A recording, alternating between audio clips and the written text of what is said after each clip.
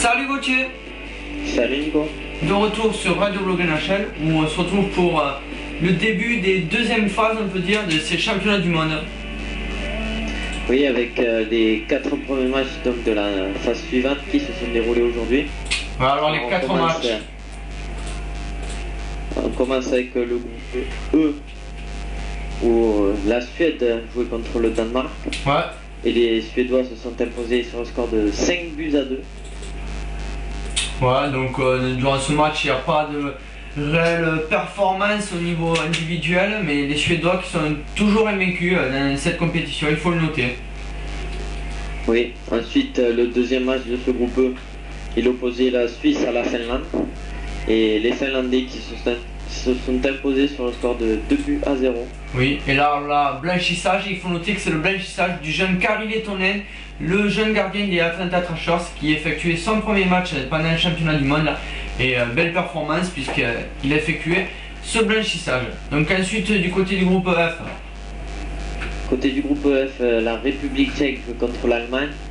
Et les Allemands se sont imposés sur le score de 2-0. Voilà, ça c'est une surprise, hein. Oui, c'est certainement la première surprise de ces championnats du monde. Oui, puisqu'on disait que les Tchèques étaient favoris et puis finalement les Allemands ont fait le blanchissage 2-0 quand même. Hein. Oui, ils ont réussi à blanchir une très bonne équipe de la République tchèque. Oui. Donc c'est une très bonne performance des Allemands. Ouais. Alors ensuite, le deuxième match, on avait un match intéressant entre les USA et la Slovaquie. Oui, les USA et la Slovaquie, c'était certainement le plus beau match de cette soirée. Et les États-Unis se sont imposés sur un score de 4-2.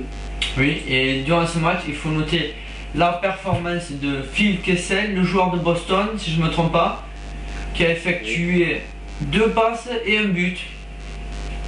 Oui, donc très bon match pour ce joueur. Et les États-Unis montrent qu'ils ont des ambitions sur ces championnats du monde. Oui. Donc favoris, ils ont battu la Slovaquie qui vient d'encaisser 2 défaites contre le Canada et les USA. Donc il va être intéressant de voir si les Slovaques se remettent en selle. Donc au niveau du groupe des classements, donc on a dans le groupe E, alors maintenant on a 6 équipes. Donc il faut savoir que dans ces 6 équipes, on prend en compte les matchs qui ont déjà été joués. Donc on se retrouve avec la Suède qui a 9 points, la Russie 6, la Finlande avec 6 mais un match en plus, la Suède 3 et l'Italie et le Danemark avec 0 points.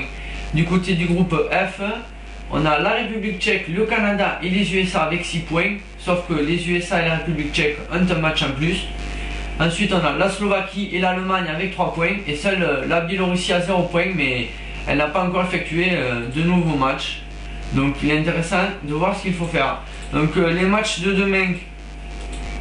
Les matchs de demain, on aura droit à un Canada contre Biélorussie. Oui, donc sûrement une victoire du Canada. Oui, mais attention, il y a des surprises, on l'a vu avec Allemagne-République tchèque. Oui, alors ensuite. Ensuite, l'Autriche affrontera la Norvège. Oui, donc ça c'est dans le groupe de le tour de relégation. Oui, ça c'est dans le groupe de relégation. Et dans ce même tour, il y a Ukraine-Lettonie. Ukraine-Lettonie, un autre match de cette poule. Et le quatrième. Le quatrième et dernier match, il opposera la Russie à l'Italie dans le groupe E. Donc c'était ces championnats du monde en direct de Russie par RBN. Avec Nicolas et Gauthier.